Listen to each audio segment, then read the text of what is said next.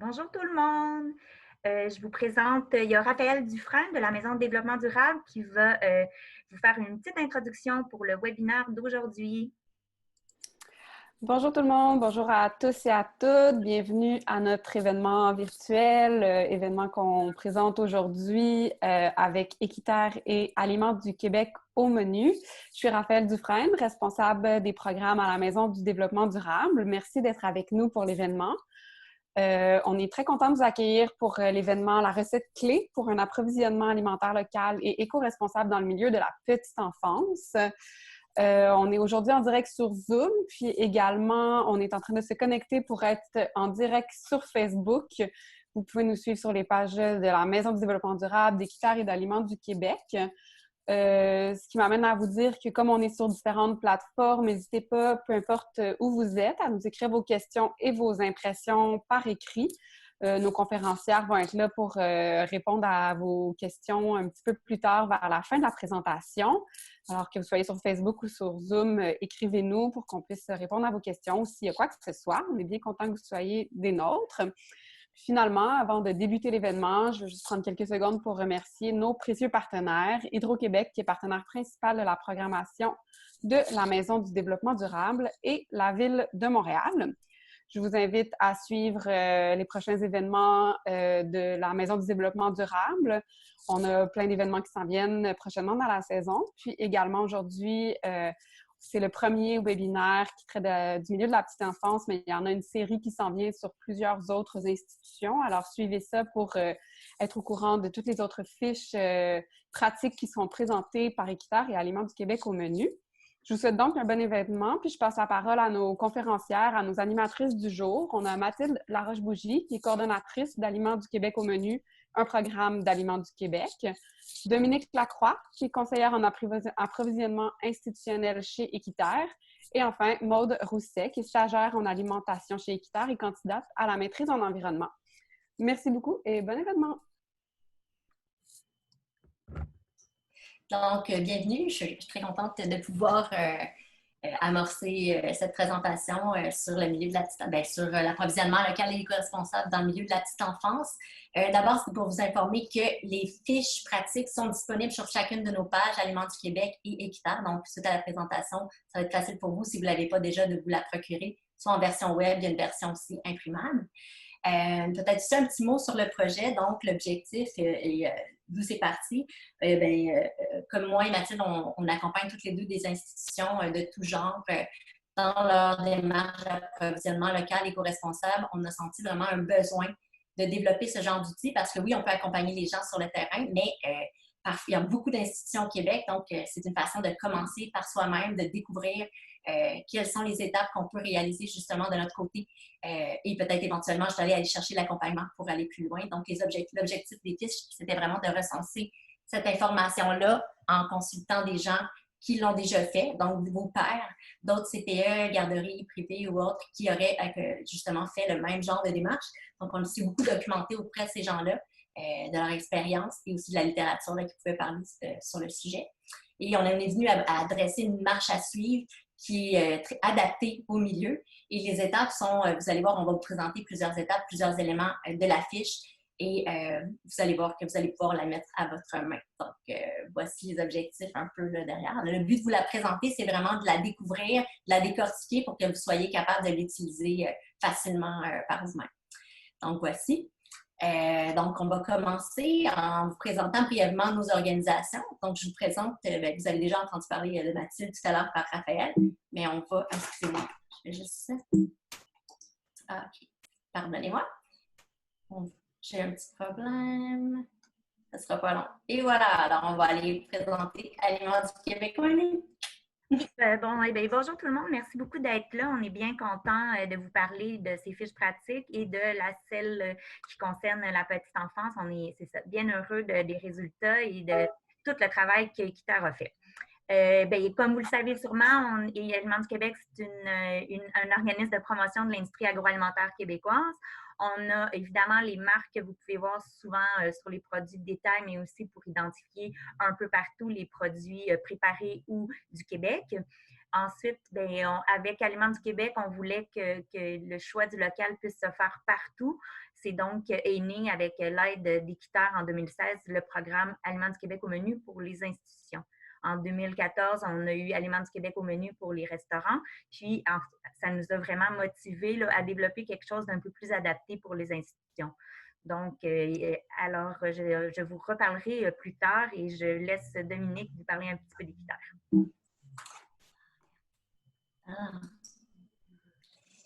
Un petit bug avec mon truc, là, mais... Et voilà. Donc, Équiterre. Donc, nous, on est une organisation qui propose des solutions concrètes pour accélérer la transition vers une société où les citoyens, les organisations et les gouvernements font des choix écologiques également sains et équitables. Puis, un petit mot sur l'approvisionnement alimentaire, l'alimentation. Ça fait près de 20 ans qu'on travaille avec différents types d'institutions, avec les éducateurs, les enseignants, des gestionnaires de différents milieux, que ce soit les CPE, les écoles primaires, secondaires, les établissements de santé, les campus collégiaux et les universités, et même maintenant aussi les entreprises. Donc, on est partout. Et puis, on avait justement envie, en faisant ce travail-là de fiche, de pouvoir présenter aux différents milieux une fiche adaptée. Et c'est ce qu'on va faire dès maintenant. Donc, je passe la parole à Maude. Oui, donc chaque fiche commence par un portrait global du secteur. Et donc, on va commencer aussi cette présentation de la fiche sur la petite enfance par la présentation du secteur. Mais avant tout, on va parler des différentes icônes que vous pouvez trouver dans la fiche et qui vont aussi, vous allez pouvoir les retrouver tout au long de notre présentation. En fait, pour les 4 premières icônes que vous pouvez voir à l'écran, ce sont des icônes qui vont à chaque fois faire référence à un certain nombre de ressources qui sont situées à la fin de... Dominique, tu pouvais rester dessus. Oui, parfait, merci. Donc, en fait, à chaque fois que vous allez avoir une de ces icônes, donc la première, par exemple, programme d'accompagnement, vous pourrez vous rendre à la fin de la fiche sur la page intitulée ressources qui va vous donner, par exemple, un certain nombre de programmes d'accompagnement pour vous accompagner dans votre démarche. Vous aurez aussi accès à un certain nombre de répertoires, donc c'est-à-dire des listes de fournisseurs, par exemple, de types d'aliments, pour vous aider dans votre démarche. Vous aurez aussi des outils pratiques et des documents de référence. Donc, toutes ces icônes, à chaque fois, font référence à des éléments qui sont listés dans la page ressources. Et pour les 2 icônes que vous pouvez en trouver en dessous, en fait, à chaque fois, elles font référence, elles vous indiquent si le service dont on est en train de parler, le CPE par exemple, est en situation d'autogestion ou alors s'il est en gestion contractuelle. Donc, ça vous donne des indications un peu précises sur les exemples, par exemple, qui vous sont donnés. Ensuite, la fiche parle du secteur. Donc, votre secteur, j'imagine, dans la plupart des personnes qui sont ici présentes. Ce secteur, vous le connaissez, mais vous n'avez peut-être pas conscience, vous ne savez peut-être pas l'ampleur qu'il a, l'importance qu'il a, puisqu'on compte à peu près un peu plus de 300 000 places reconnues en service de garde éducative à l'enfance au Québec, ce qui est extrêmement important. Il y a plus de 1500 installations de CPE, plus de 700 garderies subventionnées, environ 1250 garderies privées non subventionnées et près de 15 000 services de garde en milieu familial. Donc, c'est vraiment un secteur très important et qui peut donc avoir un impact extrêmement important. C'est-à-dire que si ce secteur passe vers une alimentation saine, locale et éco-responsable, ça pourrait permettre d'influer sur la nature d'aliments dans plus de 300 000 repas et plus de 600 000 collations servies par jour. Donc, c'est vraiment très important d'essayer de passer vers cette démarche-là. Ensuite, comment s'organise ce secteur? Comment il s'organise pour son service alimentaire? Il faut savoir qu'au Québec, pour la grande majorité des services de garde éducatifs à l'enfance, tout ce qui est repas et collation, c'est préparé sur place. Dans 94% des cas, les services alimentaires qui sont proposés sont des services alimentaires qui sont autogérés. Donc, c'est-à-dire que c'est dans les installations des CPE ou des différents services de garde qu'est préparée la nourriture qui sera ensuite servie ou les collations. Et c'est seulement dans 6% des cas qu'il y a une gestion contractuelle, c'est-à-dire que c'est un traiteur qui s'occupe, la plupart du temps c'est un traiteur externe qui s'occupe de tout ce qui est service alimentaire. Au niveau de l'approvisionnement, c'est très varié. selon votre situation géographique, selon votre contexte, selon vos besoins, vous pouvez très bien vous approvisionner soit auprès de regroupements d'achats comme William Coop, soit auprès d'un ou de plusieurs distributeurs, auprès de supermarchés, de fruiteries, de producteurs. Voilà, c'est extrêmement varié. Et concernant le métier même de responsable d'alimentation, c'est un métier qui demande extrêmement beaucoup de polyvalence. C'est un métier qui va à la fois demander de gérer l'achat, de gérer l'approvisionnement, la manutention, le service, la préparation des menus. Donc, on a conscience, et c'est d'ailleurs quelque chose qui a été prévu pour faire cette fiche, que ce métier de responsable de l'alimentation demande beaucoup de polyvalence. Je passe maintenant la parole à Mathilde. Ou Dominique, pardon. Donc, la recette de base. On va rentrer dans la recette de base et pour ce faire, justement, comme je vous l'ai dit tout à l'heure, on a consulté des CPE, on a consulté des partenaires pour valider l'information qui vous sera présentée, puis on a recensé dans les ingrédients les leviers et les défis. Donc, qu'est-ce qui est propice au développement de telles démarches, justement à amorcer de telles démarches, et quels sont les défis. Donc, au niveau des leviers organisationnels, c'est certain que toutes les personnes qui ont amorcé des démarches jusqu'à maintenant, c'est certainement des personnes motivées et polyvalentes, comme le dit Maude, donc qui étaient prêtes à relever ce défi-là. Mais il y a aussi le fait de retrouver au sein de l'équipe ces valeurs-là. Donc, au niveau de la direction, au niveau des éducatrices, des parents, que ces valeurs-là soient présentes, c'est un facteur là, qui permettait justement de mettre en place ces démarches-là, puis d'avoir plus de succès. Avoir une politique alimentaire. Donc, certains CPE en ont une de rédiger, puis ont inclus certains éléments qui touchent l'approvisionnement local. Ça donnait un élément supplémentaire qui permettait de s'y référer s'il y a du changement de personnel ou justement pour former les nouveaux employés, etc. Et adhérer à un programme structurant, on va parler un petit peu plus tard dans les étapes, mais le fait d'être accompagné par une organisation externe qui peut amener du soutien dans nos démarches, c'était un facteur vraiment significatif. Pour ce qui est des défis, donc la polyvalence qui a été mentionnée tout à l'heure, c'est certain que ça amène certains défis. Donc, le manque de temps, on l'entend souvent, il est présent dans plusieurs secteurs, mais le vôtre particulièrement. Bon, le manque de soutien, c'est-à-dire que souvent, la personne qui travaille en alimentation peut être seule. Donc, c'est certain que ça vient se rajouter à son travail puis elle est son équipe elle-même. Les budgets serrés, donc, qui sont alloués par le ministère et qui sont précis et on reçoit ce qu'on a et c'est ce qu'on a, donc il faut gérer ce budget-là. Parfois, le manque de connaissances ou l'accès aux produits locaux. Il y a plusieurs autres défis qui sont présents. Des fois, juste la façon dont la cuisine est aménagée, qui ne nous permet pas de faire de l'entreposage, de la congélation, ce qui amène parfois certains autres défis plus précis que vous allez retrouver dans la fiche et qui vous touchent directement. On entre maintenant dans les étapes. C'est à ce moment-ci que je vais passer la parole à Mathilde. Oui, bonjour. Bon, les étapes, premièrement, la chose importante à savoir pour les étapes, c'est qu'on s'est vraiment fié aux exemples de pratiques un peu exemplaires à travers les régions et à travers les différents CPE qu'on a côtoyés ou qu'on a interviewés. Mais c'est des étapes qui sont interchangeables. C'est important pour vous de le commencer et de le faire dans l'ordre qui vous convient puis qui est propice à votre installation ou à ce que vous avez peut-être déjà fait aussi. Nous, c'est sûr qu'on a mis de bien s'entourer pour commencer parce qu'on considère que ça peut des fois être beaucoup plus facilitant pour un démarrage quand on ne sait pas trop où s'en aller. C'est un peu plus structurant quand on se fait accompagner d'un programme. Les programmes qui peuvent vous accompagner, il y a évidemment Aliments du Québec au menu, mais il y a aussi les petits ambassadeurs de saveurs. D'ailleurs, on va avoir Émilie Tremblay, notre invitée pour le webinaire d'aujourd'hui, qui va vous en parler davantage. On a aussi l'Association québécoise des centres de la petite enfance, la QCPE, qui peut vraiment vous accompagner aussi, qui a sorti quelque chose de nouveau aussi dernièrement pour vous soutenir, pour vous aider dans cette démarche-là. Et il y a aussi le programme CPE Durable qui, dans son offre de développement durable, a une importance aussi, accorde une importance à l'alimentation, pardon, qui peut vous aider à faire des bons choix. Ça vous aide vraiment là, à vous donner une vision, à vous structurer un peu. Puis le soutien, on le sait, c'est important pour ne pas vous décourager aussi puis être capable de poursuivre la démarche. Une grosse étape importante aussi, c'est l'analyse de son menu et de ses processus d'achat. Souvent, c'est des notions qui est dans la tête des cuisinières ou qui est écrit un peu comme les recettes. On le sait parce qu'on le sait. Donc, c'est un exercice très important, mais une étape très complexe aussi.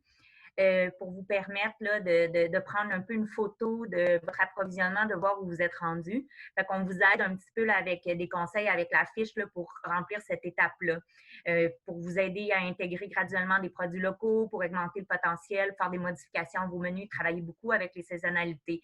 Donc, il y a vraiment là, comme une attention qui est apportée à cette étape-là sur prendre une photo de ce qui se passe et de voir qu'est-ce qu'on pourrait faire comme amélioration. Fait que cette étape-là, on vous la diversifie là, avec ce qui peut être fait à ce niveau-là. Il y a aussi optimiser le processus pour investir davantage. Ça fait partie d'analyser son menu, mais ça va un petit peu plus loin que l'alimentation ou que simplement ce qu'on met dans l'assiette. On va aller voir à cette étape-là comment on pourrait faire, disons, pour réduire le gaspillage alimentaire, créer des surplus au niveau du gaspillage alimentaire, des surplus financiers qui en ressortent, reprendre ces surplus financiers-là et les injecter dans l'achat de produits locaux. Il y a plein de choses comme ça, travailler avec ce qui est déjà pré-coupé ou plein de modifications qui peuvent être faites à ce niveau-là pour optimiser vraiment les achats en produits locaux.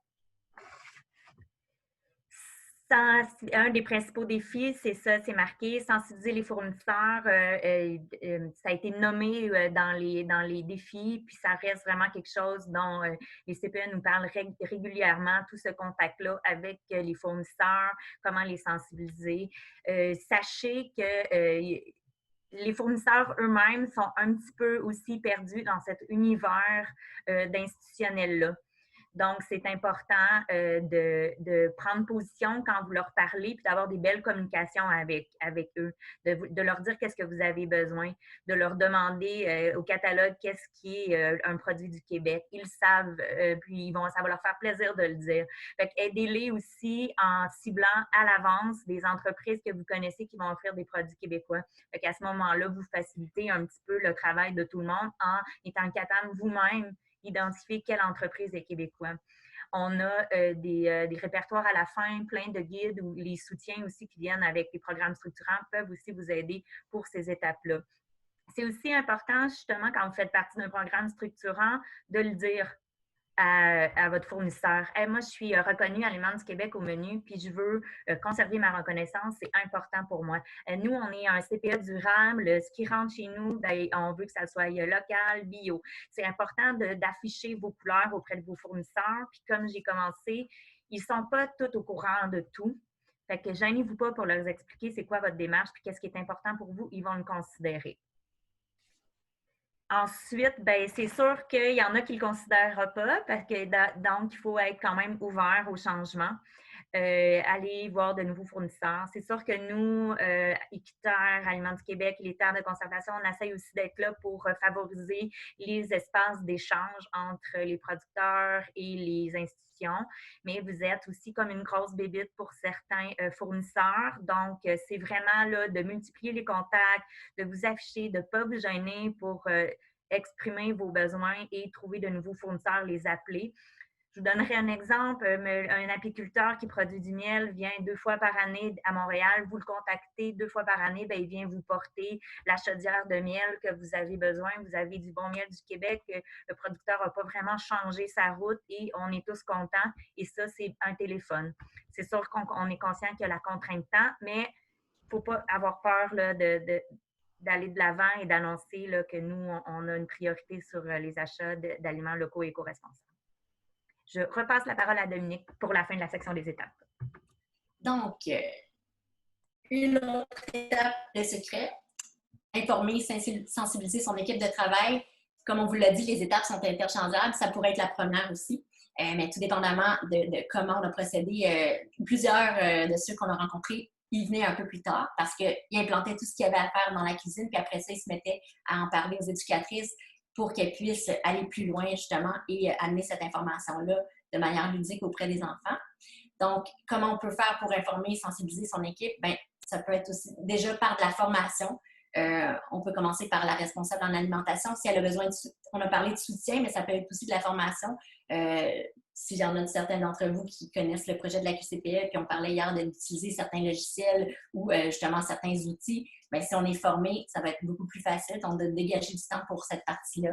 La communication, bien, c'est de garder son équipe informée petit à petit au fil des nouveautés pour justement que les autres membres de l'équipe, les éducatrices, puissent faire découvrir ces nouveaux aliments à leur groupe et puis développer une fierté autour de ce projet-là d'approvisionnement local éco-responsable. Les parents aussi, on a parlé de l'équipe, mais ça peut être la grande équipe qui comprend la communauté du CPE, peuvent aussi être informés puis justement faire le chemin avec les enfants jusqu'à la maison au sujet de l'approvisionnement local. Et puis, ça peut être par des activités éducatives. Les CPE rencontrés ont fait soit des activités dans leur groupe, mais sont allés jusqu'à faire des potagers pour que les enfants expérimentent du début à la fin la récolte des aliments puis fassent le lien avec ce qu'ils mangent. Donc, je pense que c'est une étape importante. Puis, à ce moment-là, souvent, ça redonne de l'énergie pour réinvestir dans les autres étapes. Sinon, une étape un peu plus officielle qui est de rédiger ou d'ajouter à sa politique alimentaire les valeurs et les principes chers à l'organisation, puis là, spécifiquement dans notre contexte, qui touchent à l'approvisionnement local et éco-responsable. Donc, c'est une façon justement d'officialiser nos démarches puis de faire en sorte que ça fasse partie intégrante de notre façon de s'approvisionner dans notre institution, qui est dans votre cas un CPE, une garderie privée ou autre. Mais à ce moment-là, on s'assure que même s'il y a du changement de personnel, on va être en mesure de garder ces valeurs-là vivantes et puis de aussi pouvoir bien transmettre l'information aux nouveaux employés ou à ceux qui s'intéressent et qui veulent lire sur notre organisation. Et pour ce faire, justement, comme tout au long de la fiche, comme vous voyez à la droite, désolé, oui, il y a des icônes, puis ça renvoie à des outils. Donc, on vous parle de ces choses-là, mais on vous donne aussi les outils pour faciliter le travail. Donc, dans la fiche, vous allez retrouver un exemple de politique alimentaire d'un CPE qui a bien voulu nous la partager pour aller vous inspirer, de voir à quoi ça peut ressembler. Puis, vous avez des outils, donc, il y a même un document complet de la QCPE pour rédiger l'entièreté, quelles questions se poser pour rédiger une politique alimentaire. Puis la politique alimentaire, exemple, c'est surtout pour vous présenter l'aspect approvisionnement local, que vous allez voir comment ils ont formulé ces principes-là dans leur fiche. Pas dans leur fiche, mais dans leur politique alimentaire. Donc, voici les principales étapes. Vous allez les retrouver un peu plus détaillées dans la fiche. On a fait un survol rapide. Là, on avait un petit sondage qu'on voulait réaliser auprès de vous. Je laisse Mathilde vous l'expliquer. Est-ce que vous le voyez? Dominique, est-ce que tu vois le sondage? Oui, moi, je le vois. Parfait, merci. Pour ceux et celles on voudrait savoir, on est curieux, pour ceux et celles qui ont entamé une démarche d'approvisionnement alimentaire local, quelle étape que vous considérez avoir complétée? Vous pouvez choisir le nombre d'étapes que vous voulez. Est-ce que vous avez quantifié vos aliments locaux? Est-ce que vous participez à un programme de reconnaissance ou d'accompagnement? Est-ce que vous avez déjà modifié votre menu puis intégré des aliments locaux? Vous avez optimisé un processus puis inséré des nouveaux produits locaux? Vous avez demandé la provenance à vos fournisseurs? Donc, ceux qui sont en webinaire, qui ont à gérer, juste simplement à voter, puis on va regarder qu'est-ce que ça donne. Vous pouvez descendre, il y a aussi là, la politique alimentaire, voir si vous avez rédigé. Je vais vous laisser un petit peu de temps pour compléter. Je sais qu'il y en a parmi les spectateurs qui ne sont pas nécessairement des gestionnaires en services alimentaires, donc vous pouvez évidemment ne pas faire le vote et on va comprendre. On attend quelques secondes. Oui, c'est long, il y a beaucoup d'étapes, beaucoup de questions.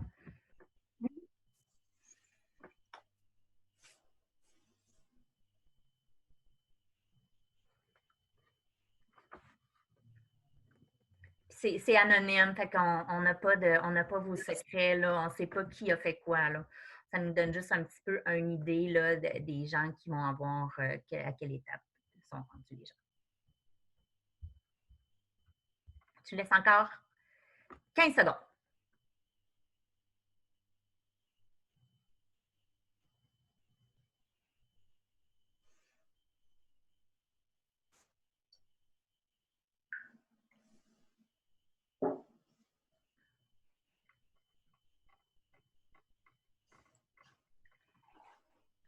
On a eu quelques votes, donc je vais mettre fin. C'est vraiment simplement pour nous donner une idée. On va regarder, je vais vous partager les résultats. En fait, on voit que demander la provenance des fournisseurs, cibler les entreprises offrant et offrir de la formation sont ce que vous faites déjà. Fait que ça, c'est vraiment génial. Donc, ça fait partie un peu de vos habitudes. On n'a personne qui encore là, est allé travailler au niveau de l'équipe, de son équipe de travail, au niveau des parents. Développement d'activité, ça aussi, ça se passe bien. Bravo, vous êtes quand même nombreux à avoir rédigé puis ajusté une politique alimentaire. C'est quand même un gros travail, donc je vous félicite. Puis aussi, vous êtes plusieurs, là, on dirait que ça va ensemble. Ceux qui ont participé à un programme de reconnaissance ou d'accompagnement ont quantifié leurs aliments locaux. Peut-être y a-t-il un lien? Fait qu'il vous resterait pour la plupart à modifier votre menu et optimiser là, un peu là, vos processus d'achat. Merci beaucoup pour ces informations. Maude, je te laisse poursuivre. Oui. Attendez, Alors, j'ai toujours un petit ajustement à faire. Il n'y a pas de problème. J'essaie de rentrer. Oui, il y a des petits problèmes. OK, ça ne sera pas long. Alors, parfait, merci. Donc, dans chaque fiche, et notamment dans la fiche sur la petite enfance, vous allez avoir une section qui s'appelle Bon à savoir, qui va vous donner un supplément d'informations pour réussir au mieux les différentes étapes qui ont été citées juste à l'instant. Donc, c'est des informations qui vont vous permettre d'éviter des erreurs qui sont assez importantes et qui vont aussi susciter la réflexion. Dans le cadre de la petite enfance, il y a deux choses où il faut faire assez attention. C'est la gestion du temps dans un premier temps et dans un deuxième temps, c'est le budget. Concernant la gestion du temps, c'est quelque chose, comme ça a été mentionné par Mathilde, ça a été mentionné aussi par Dominique, la contrainte temps, c'est quelque chose qui est très important dans un certain nombre d'institutions, et y compris dans le secteur de la petite enfance. Donc, il faut faire vraiment attention parce que ça peut vous empêcher d'avancer correctement dans vos différentes étapes. Souvent, c'est aussi associé à un problème de ressources humaines et c'est pas évident de vouloir se lancer dans ces péripéties-là, de vouloir avoir un approvisionnement plus local et co-responsable lorsqu'on sait qu'on a déjà un problème de temps parfois à la base. Mais la fiche va vous donner des pistes de solutions pour tout de même réussir parfaitement les différentes étapes. La première, c'est d'abord planifier vos actions. C'est très important de planifier ces actions à long terme, aussi à court terme, et de surtout pas avoir peur d'avancer petit à petit, de prévoir vraiment que vous allez peut-être pas réussir à faire tout d'un coup, mais justement, c'est l'intérêt de planifier vos actions pour éviter aussi de mettre trop d'efforts sur certaines étapes et de pas réussir à aller jusqu'au bout du processus. La deuxième solution qui est proposé dans la fiche, c'est l'idée de créer un comité de travail. Donc, le comité de travail, il peut être fait avec, par exemple, des parents, avec des employés qui peuvent faire partie ou non du conseil d'administration. Et ensuite, ces différentes personnes vont pouvoir vous aider tout au long des différentes étapes. Donc, il va probablement falloir les encadrer un peu au début. Mais après, l'idée, c'est que ce soit vraiment des personnes qui vont vous aider dans tout le processus. Donc, il faut faire attention, par contre, que ces personnes deviennent assez vite autonomes pour que ça ne vous rajoute pas un poids supplémentaire. Mais ça peut vraiment vous aider. Pour ceux qui font partie déjà de CPE durable, c'est une démarche qui est demandée. Et vous avez donc déjà pu voir à quel point c'est une démarche qui est demandée, mais qui est vraiment nécessaire et qui peut être très intéressante. Si vous faites déjà partie de CPE durable, vous pouvez très bien évidemment réutiliser le même comité, par exemple, pour l'approvisionnement local et co-responsable que le comité que vous avez déjà pour CPE durable. Ensuite, le deuxième point pertinent, c'est au niveau de votre budget. C'est important de très très bien connaître son budget. Parce que sinon vous n'arriverez peut-être pas à aller jusqu'au bout du processus. Et pour cela, nous sommes allés voir l'AQCPE qui nous a donné une liste de réflexions que vous pouvez vous poser. Donc c'est en fait une liste de questions qui vont vous orienter sur comment gérer votre budget, qui doit le gérer, qu'est-ce qu'il faut savoir sur votre budget pour bien réaliser vos différentes démarches. Ensuite, la fiche a une étape qui s'appelle trucs et astuces. Donc, j'attends juste.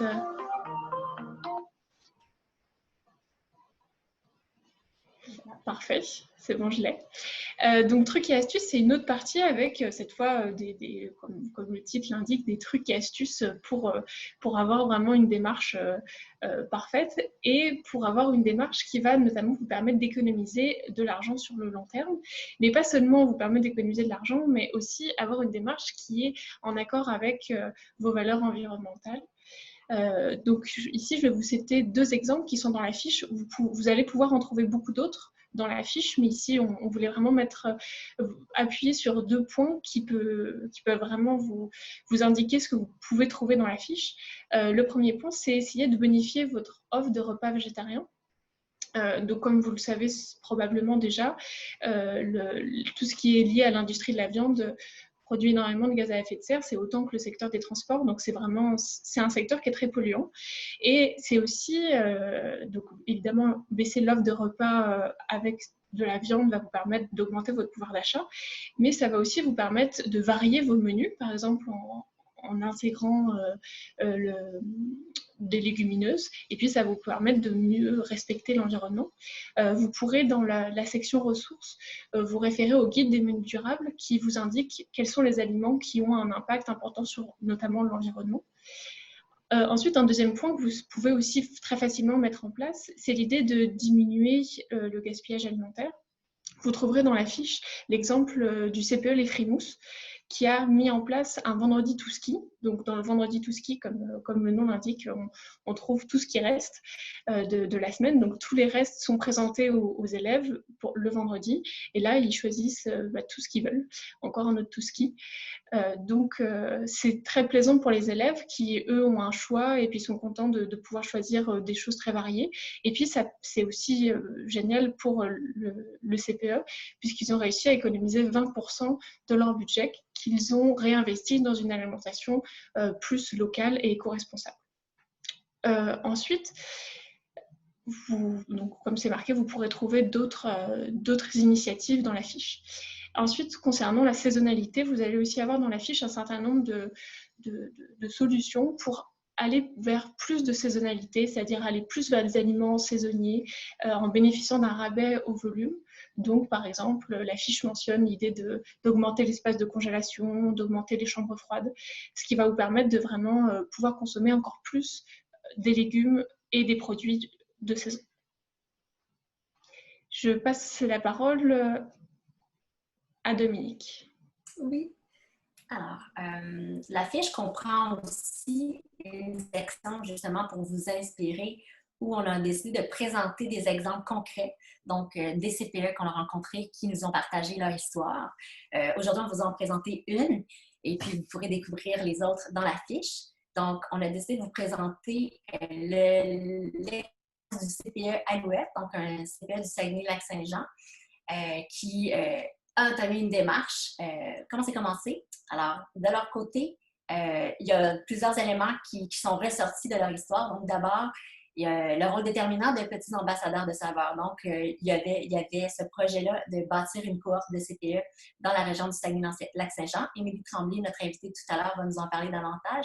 Mais Mélanie Munger, la responsable alimentaire de ce CPE-là, était vraiment pas convaincue de la démarche au départ, mais après une rencontre avec la responsable de ce programme-là, elle a décidé d'embarquer. Et vraiment, ça a été déterminant pour elle, cette rencontre-là, parce que ce soutien-là, le fait d'avoir accès à de la formation, mais aussi d'être présenté, de découvrir avec Zone Boréal, qui est le porteur de petits ambassadeurs de saveurs, donc toutes sortes de producteurs et de transformateurs locaux, ça l'a mené vraiment à pouvoir viser de vouloir intégrer un élément local à chaque jour. Ça, c'était son défi. Donc, elle voulait vraiment ajouter un petit quelque chose de local tous les jours. Et elle a commencé à aller à la rencontre de ces producteurs locaux. Mais dans ce cadre-là, c'était même régional. Et en rencontrant un producteur, bien souvent, il lui parlait d'un autre producteur. Puis c'est comme ça qu'elle a pu ajouter vraiment plusieurs différents éléments à son menu qui venaient remplacer ce qu'elle offrait déjà, mais en version régionale. Puis, de son côté, elle a beaucoup apprécié le côté relations humaines. Donc, c'est sûr que c'est pas tout le monde qui veut augmenter le nombre de fournisseurs dans son établissement, mais de son côté, cette étape-là était vraiment amener un contact humain puis vraiment encouragé dans sa démarche. Donc, ça, c'était un élément positif.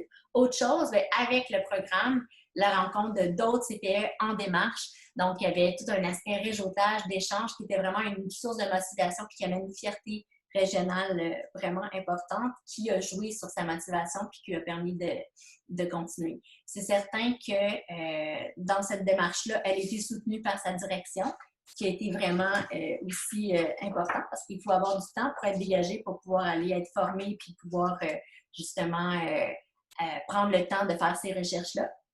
Elle fait partie d'un CPE qui a 80 enfants.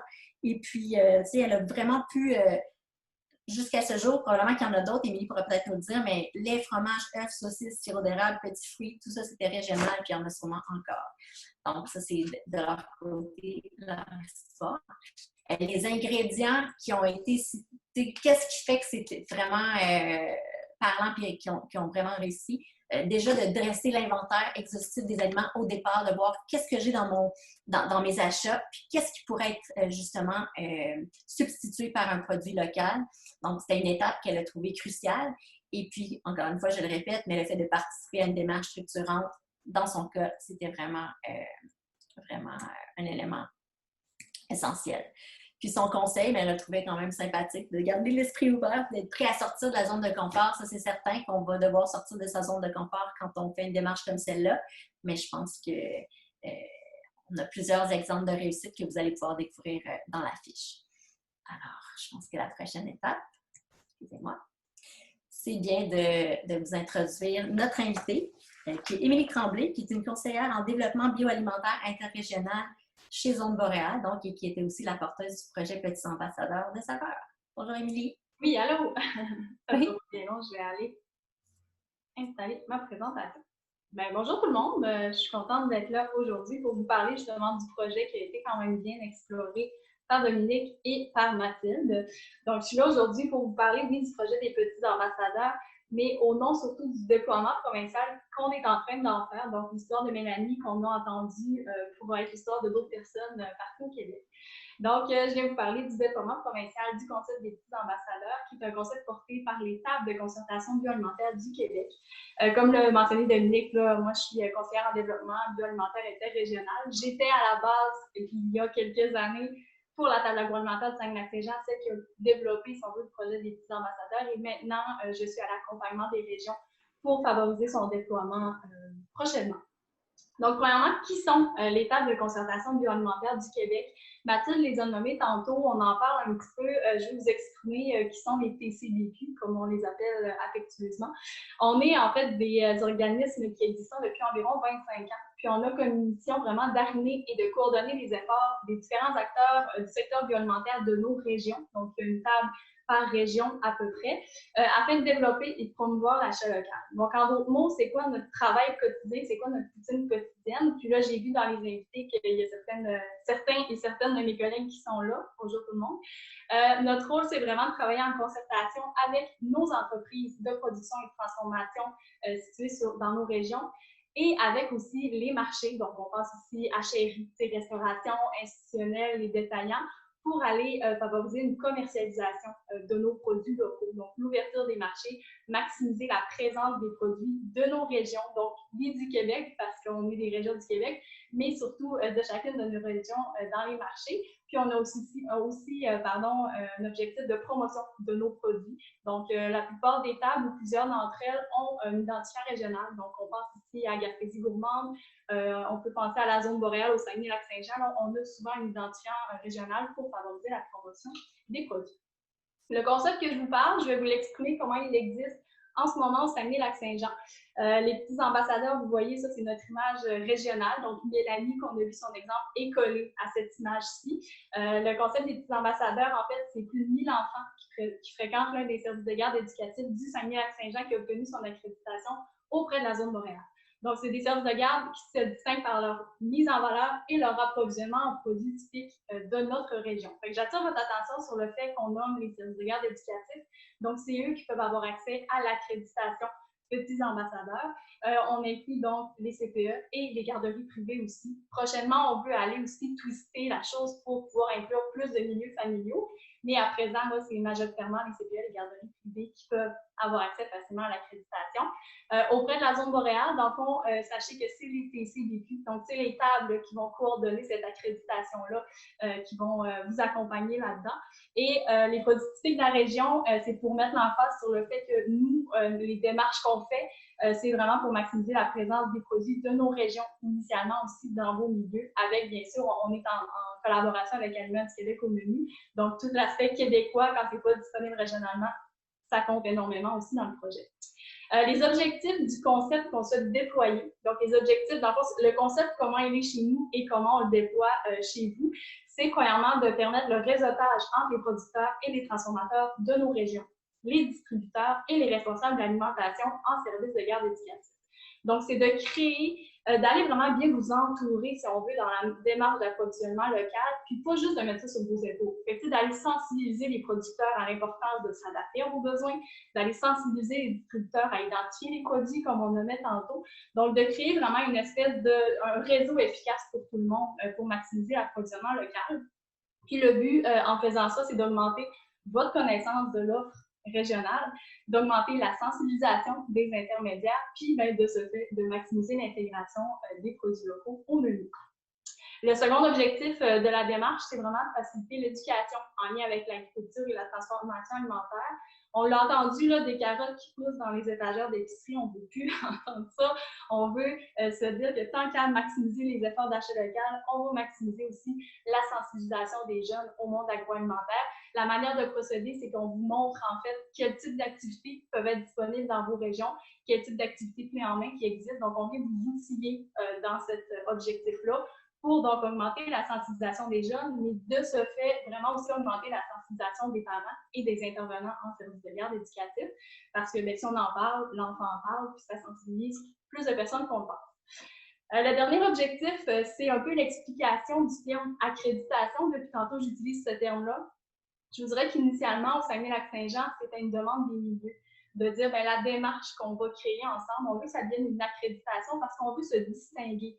Les services de garde éducatifs qui sont sensibles aux produits locaux et qui sont fiers vraiment de notre industrie régionale, bien, de vos industries. Là, je parle au palier Québec, du travail quotidien des producteurs d'ici, des transformateurs québécois. Donc, le projet qui est en cours de déploiement en ce moment vise vraiment à devenir un gage de qualité pour les parents, mais aussi pour tous les autres secteurs là, qui veulent s'inspirer de vous. Je vais faire une petite parenthèse là-dessus. Un exemple qu'on a vu quand on parle de gage de qualité, je pense justement, c'est Mélanie, en fait, qui me racontait cette anecdote-là qu'on a vue tantôt. Mélanie est rendue un peu une influenceuse, une influenceur des produits locaux. Donc, elle dit des fois, les parents viennent cogner à ma porte et me posent des questions. Tu sais, c'est quoi l'avoine? C'est quoi l'offre au Saguenay-Lac-Saint-Jean? Fait que, tu sais, dans chacune des régions, si ça peut devenir un peu une manière de procéder aussi, c'est génial. Ça valorise énormément les efforts et le travail des gens à l'alimentation dans les services de garde éducative.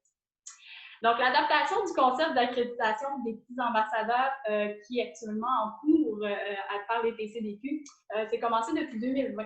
Donc, dans un drôle d'ambiance, vous me direz, avec la COVID. Oui, ça a un peu changé certains échéanciers, mais c'est vraiment en cours dans plusieurs régions du Québec en ce moment. Puis, c'est un projet qui est coordonné par des comités, en fait, multisectoriels de partenaires. Donc, c'est pas juste les tables de concertation qui travaillons avec nos connaissances de l'industrie. On vient vraiment se coller avec des partenaires de la petite enfance pour aller adapter du mieux qu'on le peut et avec d'autres partenaires aussi là, qui peuvent mettre leur grain de sel. Donc, moi, ce que je veux vous dire aujourd'hui, c'est vraiment de participer à ce projet provincial-là. Comment vous pouvez le faire? C'est en répondant présent à de futurs appels d'intérêt qui vont vous arriver. Dans le fond, ça peut passer par les canaux de communication de vos regroupements des CPE, de l'équivalent que vous auriez dans vos régions. Donc, dans les prochaines semaines, ça devrait commencer ces appels d'intérêt-là.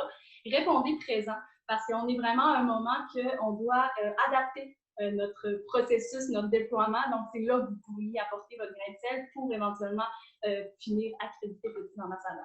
Rapidement, en terminant, je veux vous dire, c'est qui les régions qui sont actuellement un peu plus avancées dans le déploiement. Je vous dirais que toutes les autres sont là aussi, mais si vous êtes dans l'une de ces régions-là, vous aurez certainement des nouvelles prochainement. Donc, le Saguenay-Lac-Saint-Jean, s'il y a quelqu'un du Saguenay qui ne me connaît pas, il faut qu'on s'appelle, c'est pas normal. Les Laurentides aussi sont super actifs.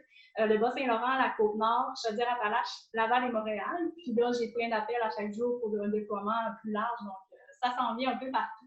Si vous avez des questions, ben n'hésitez pas à m'appeler. J'ai mis une photo, je me disais de coup, vous ne me voyez pas, mais vous me voyez. Donc, vous avez un visage maintenant. Appelez-moi, écrivez-moi. Moi, je vais pouvoir vous mettre en contact avec la ressource dans votre région. Je vais pouvoir m'assurer que votre intérêt puisse aller plus loin par rapport au projet des petits ambassadeurs.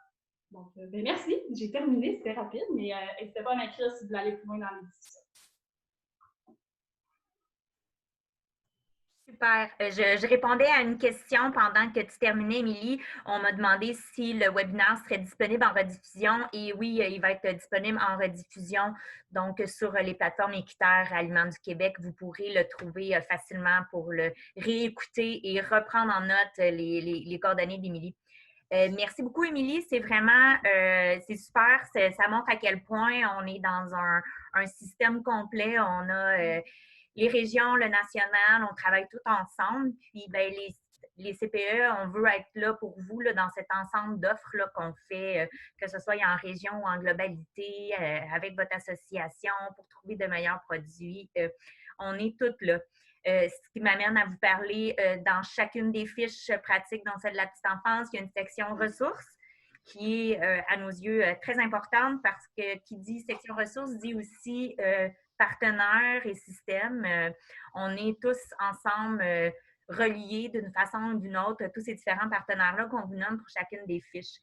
Pour ce qui est du milieu de la petite enfance, on a évidemment Équiteur là, qui est super présent pour l'accompagnement et plein d'autres aussi, là, plein d'autres ressources, outils que Dominique va pouvoir nommer, pour vous nommer par la suite.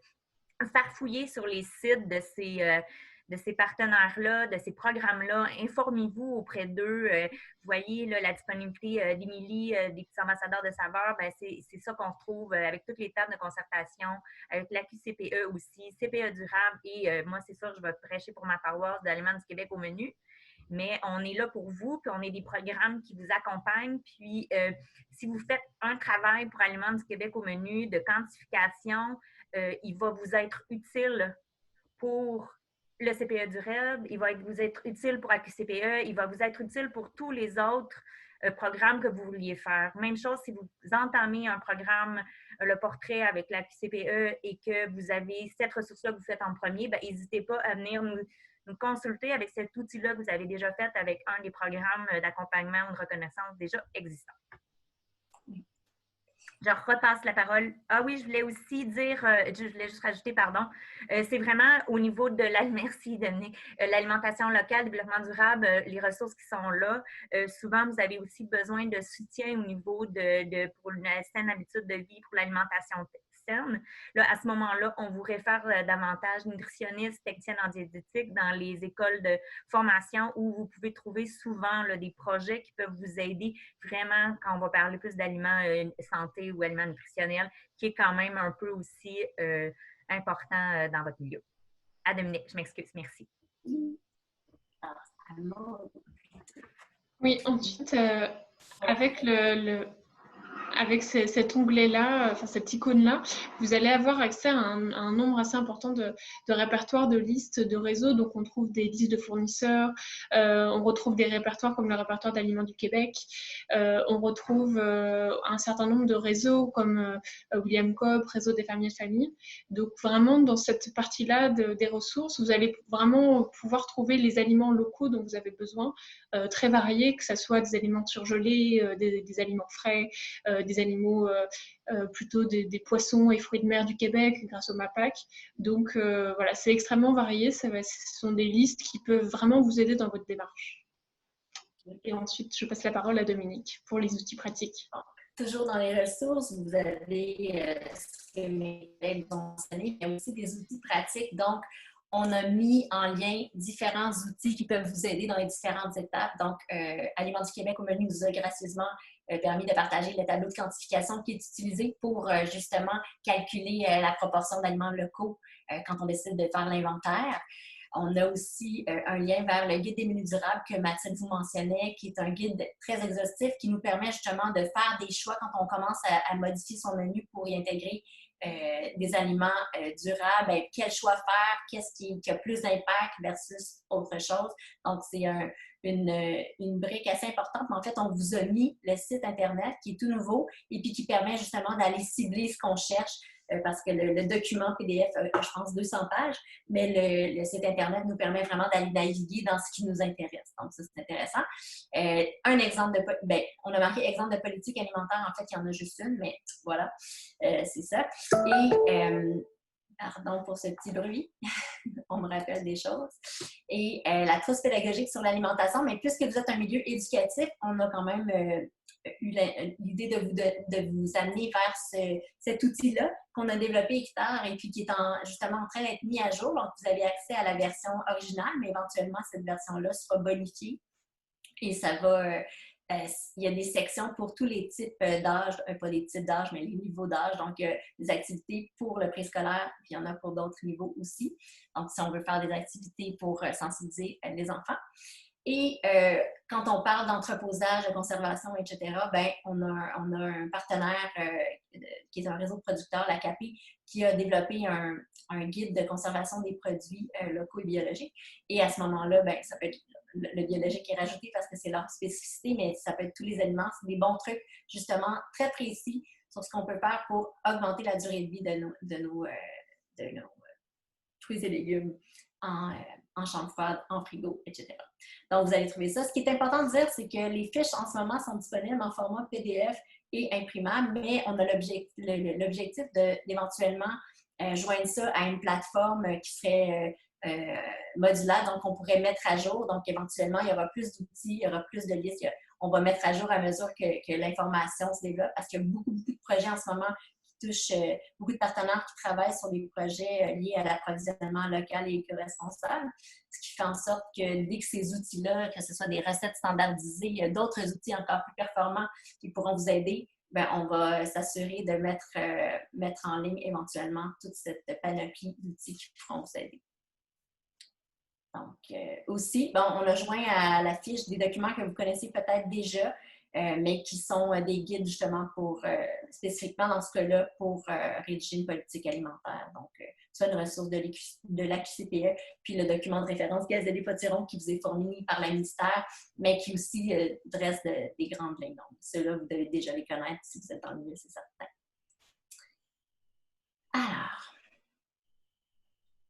donc, maintenant, ben, on arrive à la fin. Oui. Ben, on va passer à On peut remercier avant les questions, peut-être? Comme tu veux. Oui. Bien, en fait, on souhaite quand même... partez pas tout de suite. On va répondre aux questions tranquillement. On va laisser le merci en background pour vous dire merci tout le long des questions. Excellent.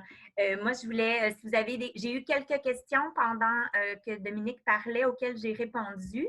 Comme quoi que les fiches sont téléchargeables sur le site d'Aliments du Québec au menu ou bien sur le site d'Équiterre. Le webinaire va être disponible en réécoute. On va vous envoyer un lien si vous avez besoin. Sinon, le lien va se trouver sur nos pages aussi. Puis, j'ai eu une question à savoir si c'était possible d'avoir une attestation signifiant votre présence.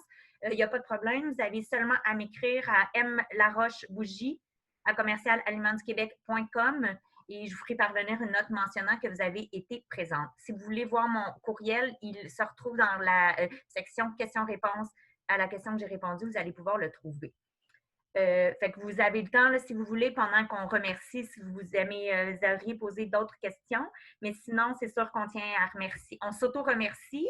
Moi, je remercie Équiterre et Équiterre nous remercie. On remercie évidemment le MAPAC parce que c'est vraiment avec leur soutien qu'on est capable de créer des beaux projets comme ça. On remercie vraiment aussi Émilie de sa présence pour représenter les beaux projets qu'il y a sur la table avec les TCBQ et nous avons permis peut-être un peu de mieux connaître c'est quoi une TCBQ. On ne pourrait pas non plus pas terminer en parlant de tout ce qui a été lancé pour les stratégies d'achat local en milieu institutionnel dont vous êtes partie intégrante, puis de vous dire qu'on est là pour favoriser comme levier pour toutes les belles initiatives qu'il y a aussi. Puis que vous pouvez prendre part là, vraiment au mouvement qui se passe actuellement, puis on trouve ça génial que vous répondiez présent. Donc, je terminerai en remerciant justement tous ceux qui ont répondu présent à la participation au webinaire d'aujourd'hui. Vous êtes en plus très conciliants avec nous, mais on vous ferme les micros, là, ça l'aide, mais ce qui nous permet de quand même vous parler dans un contexte quand même relativement assez particulier, là. Donc, merci beaucoup à toutes vous d'être présents et d'avoir en tête l'importance de cette super démarche-là dans vos services. Merci. Dominique? Ajouter le remerciement à la Maison du développement durable de nous avoir justement co-diffusé et participé à la diffusion de ce premier webinaire d'une série. Donc, merci à vous. Oui, merci beaucoup. Ça a vraiment favorisé là, le déploiement là, que la Maison du développement durable nous supporte au niveau de la diffusion. Donc, oui, puis aussi, j'en profiterai pour vous inviter. On a une série de webinaires dans d'autres milieux, mais le dernier webinaire, celui du 29 octobre, si je ne m'abuse, regardez aussi sur nos sites, on va faire un petit atelier pratique de 2 heures qui va vous aider à identifier les produits qui sont du Québec, à quantifier, pour vous aider un peu, vous outiller vraiment plus là, avec des questions-réponses un peu plus live, puis des exercices un petit peu plus concrets avec les produits qu'on retrouve quand on fait appel à nos différents fournisseurs ou distributeurs. Il reste une question, mais j'arrive pas à la voir puisque je suis en partage d'écran. C'est un remerciement. Un remerciement. Donc, merci beaucoup pour tous ceux qui nous remercient. Parfait. Donc, on a fini même un peu plus tôt. Donc, on va mettre fin au webinaire et on vous remercie encore une dernière fois. Merci. Merci.